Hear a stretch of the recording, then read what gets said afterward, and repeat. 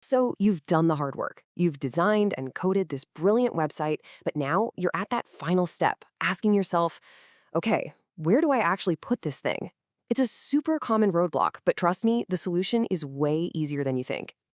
For years, hosting meant you had to rent some clunky, expensive server, paying for a bunch of power you probably weren't even using. It was just complicated. But what if there was a completely different way? That's exactly where AWS S3 comes in. We're not even thinking about servers anymore. We're talking simple, endlessly scalable storage where you only pay for exactly what you use. All right, let's get right into it. Welcome to our quick guide on hosting your static website with AWS S3. The goal here is to get you from having code on your computer to a live website on your very own domain, and we're going to do it fast. So here's our game plan. First, we'll cover why S3 is such a great choice. Then, we'll build the foundation, open it up to the world, connect your custom domain, and I'll wrap it all up with some pro tips to make sure your setup is absolutely rock solid. So, really, why S3? Well, it's because it just strips away all the usual complexity. It's incredibly reliable, it can handle any amount of traffic you throw at it, and it gives you a totally professional hosting solution without the crazy price tag or the usual headaches. Okay, time to get our hands dirty. Section 2 is all about building that foundation. This is where we carve out a little piece of the AWS cloud to be the home for all your website files. And it really just boils down to two simple steps. First, we create what AWS calls a bucket. Don't let the name fool you. Just think of it as your website's main folder on the internet. And second, we upload all our website files right into that new bucket. Easy enough, right? Now, listen up, because when you're creating that bucket, there are two golden rules you absolutely have to follow. First, and this is the big one, the bucket name has to be an exact match for your domain name. So if your site is mywebsite.com, that is exactly what you named the bucket. It's non-negotiable.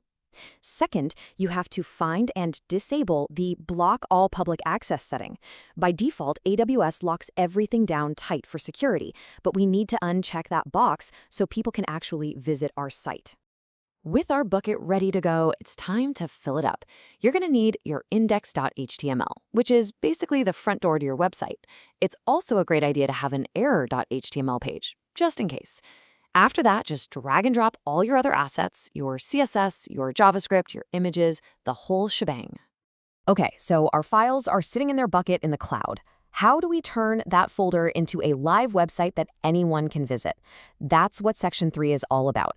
We are flipping the switch and opening the doors to the internet. And believe it or not, this also just takes two quick steps. First, we're going to enable a special feature called static website hosting on our bucket. And then we'll add what's basically a permission slip, which is called a bucket policy. You'll be surprised how easy this is.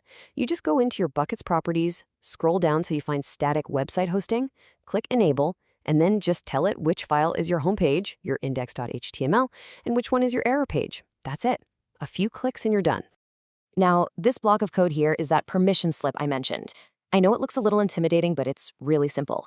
It just says the effect is to allow any principal, and that little asterisk means literally anyone on the internet to do the action of S3 GetObject, which is just a fancy way of saying, look at the files in your bucket. At this point, your website is technically live, but it's on a really long and clunky S3 web address. We want it on our own cool custom domain, right? So Section 4 is all about making that final professional connection. To make that happen, we need another AWS service called Route 53. The best way to think about Route 53 is that it's the internet's address book. When someone types mywebsite.com into their browser, Route 53 is the thing that looks it up and tells the browser exactly where to go to find it, in our case, our new S3 bucket. So it all comes down to this one last action inside of Route 53.